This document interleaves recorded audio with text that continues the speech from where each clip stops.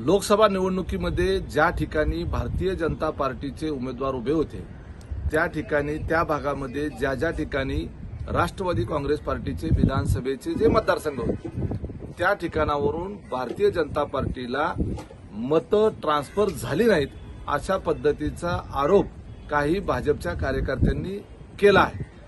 आता ज्या ठिकाणी अशा पद्धतीची मतं ट्रान्सफर झाली नाहीत, जिथं राष्ट्रवादीचा आमदार आहे परंतु लीड तिथं विरोधकांना मिळालेला आहे, अशी जी परिस्थिती निर्माण झालेली आहे ती फक्त राष्ट्रवादी काँग्रेस पार्टीच्या असलेल्या आमदारांच्या मतदारसंघातच नव्हे तर आम्हा तिघांच्या मतदारसंघामध्ये काही अंशी तशी परिस्थिती निर्माण झालेली आहे।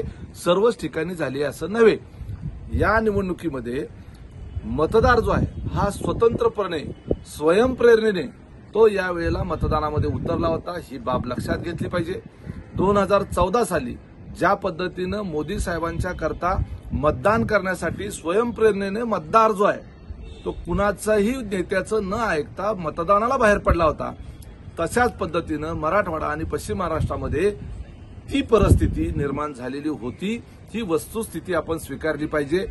राष्ट्रवादीच्या कार्यकर्त्यांनी, राष्ट्रवादीच्या आमदारांनी, नेत्यांनी मनापासून युती धर्म पाळत आपापल्या भागातील उमेदवाराचा प्रचार करण्याचं काम केलं, परंतु दुर्दैवानं काही ठिकाणी मतदारांनी प्रतिसाद दिला नाही हे आपण म्हटलं पाहिजे। विनाकारण केवळ फक्त राष्ट्रवादी काँग्रेस पार्टीकडे बोट दाखवून झालेल्या पराभवाचं खापर फोडण्याचा प्रयत्न कुणीही करू नये। आम्हीही तो करणार नाही, कारण आमचाही पराभव झालाय, परंतु आम्ही या संदर्भातली जबाबदारी स्वतःवर घेतलेली आहे, इतरांवर खापर फोडलेलं नाही।